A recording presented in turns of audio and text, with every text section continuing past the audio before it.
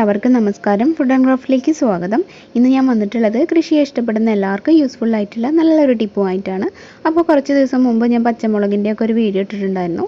അപ്പോൾ അതിൽ കുറേ പേര് കീടനാശിനിയെ കുറിച്ചിട്ട് ചോദിച്ചിട്ടുണ്ടായിരുന്നു. കുറേ വെള്ളീച്ചകൾ, പ്രാണികൾ ഇതൊക്കെ വരുന്നതിന് നല്ലൊരു കീടനാശിനി പറഞ്ഞു തരാൻ പറഞ്ഞപ്പോൾ ആ ഒരു വീഡിയോ ആണ് ഇന്ന് ഞാൻ ഉൾപ്പെടുത്തിയിട്ടുള്ളത്. എല്ലാവരും വീഡിയോ സ്കിപ്പ് ചെയ്യാണ്ട് തന്നെ കാണാം, എന്തായാലും നിങ്ങൾക്ക് യൂസ്ഫുൾ ആവും.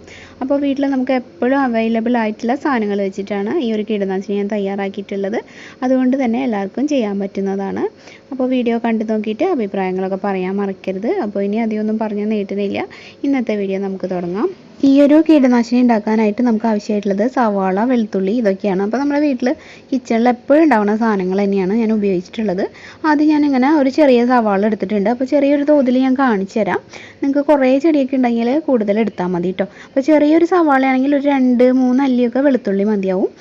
തൊലി കളഞ്ഞാലും കളഞ്ഞില്ലെങ്കിലും കുഴപ്പമൊന്നുമില്ല. പിന്നെ അടിക്കുമ്പോൾ കുറച്ച് നല്ലത് കുറച്ച് ആ മുകളിലത്തെങ്കിലും ആ ഒരു തൊലി കളയുന്നത് നല്ലതാണ് കേട്ടോ. പിന്നെ നമ്മൾ അരിച്ചെടുക്കുന്നതുകൊണ്ട് പിന്നെ പ്രശ്നമില്ല. എന്തായാലും അതൊന്ന് കട്ട് ചെയ്തിട്ട് നമുക്ക് മിക്സിയിലോട്ട് ഇട്ട് കൊടുക്കാം.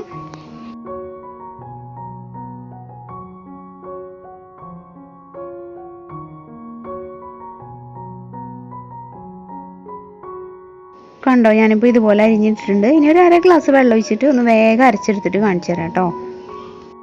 ഇപ്പോൾ ഞാൻ ദേ പറ്റുന്ന പോലെ ഒന്ന് അരച്ചെടുത്തിട്ടുണ്ട്. ഇനി ഇത് നമുക്കൊരു പാത്രത്തിലേക്ക് അരിച്ചൊഴിക്കാം കേട്ടോ.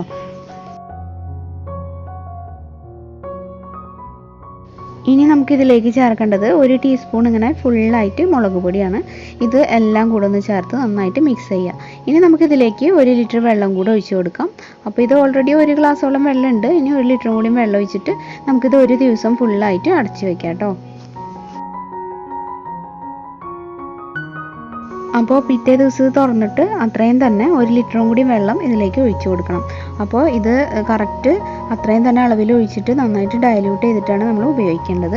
ഇനി ഇതിലേക്ക് ഇത് നന്നായിട്ട് നമ്മളിത് സ്പ്രേ ചെയ്ത് കൊടുക്കുന്ന സമയത്ത് ഇലകളിലൊക്കെ പറ്റി പിടിച്ചിരിക്കാൻ വേണ്ടിയിട്ട് ഒരു 2 ഡ്രോപ്പ് ഡിഷ് വാഷും കൂടെ ഇതിൽ മിക്സ് ചെയ്യാം. അപ്പോൾ ഡിഷ് വാഷ് ഇല്ലെങ്കിൽ നമ്മുടെ ആ ഒരു അലക്കുന്ന സോപ്പ് കുറച്ചൊന്ന് കലക്കിയിട്ട് അതായാലും മതി. എന്തായാലും കുറച്ചൊരു സോപ്പ് വരുമ്പോഴാണ് അത് ചെടിയുടെ ഇലകളിലൊക്കെ നന്നായിട്ട് പറ്റി പിടിച്ചിരിക്കുകയുള്ളൂ. അപ്പോൾ അതും കൂടെ മിക്സ് ചെയ്ത് കഴിഞ്ഞാൽ നമ്മുടെ പരിപാടി തീർന്നു. ഇത് നമുക്ക് നമ്മുടെ ചെടികൾക്കൊക്കെ സ്പ്രേ ചെയ്ത് കൊടുക്കാം.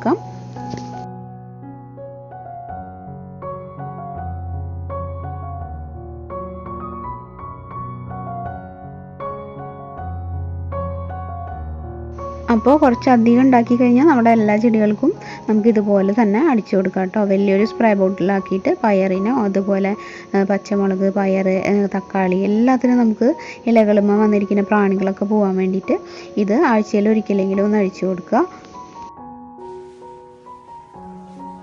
അപ്പോൾ ഇന്നത്തെ ഈ ഒരു ടിപ്പ് നിങ്ങൾക്ക് യൂസ്ഫുൾ ആയി കാണും എന്ന് വിചാരിക്കുന്നു.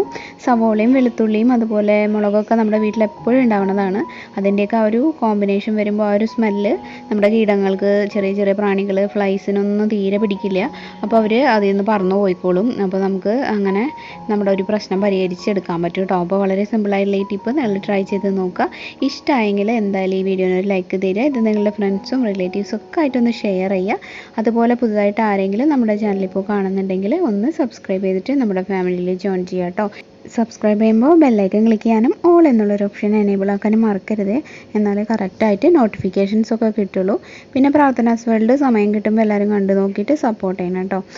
പിന്നെ എന്താ പറയാനല്ലേ, ക്രാഫ്റ്റിൻ്റെ കാര്യം, ക്രാഫ്റ്റ് വീഡിയോ ആയിട്ട് ഞാൻ വേഗം വരാം. ക്രാഫ്റ്റ് കാത്തിട്ടിരിക്കുന്ന ഒരുപാട് പേര് ഇപ്പോൾ ഇത് കാണുന്നുണ്ടാവുമെന്ന് എനിക്കറിയാം. എത്രയും പെട്ടെന്ന് ഒരു ക്രാഫ്റ്റ് ചെയ്യാം. ഇനി മറ്റൊരു നല്ല വീഡിയോ ആയിട്ട് നാളെ വരാം. അതുവരെ എല്ലാവർക്കും നന്ദി. താങ്ക്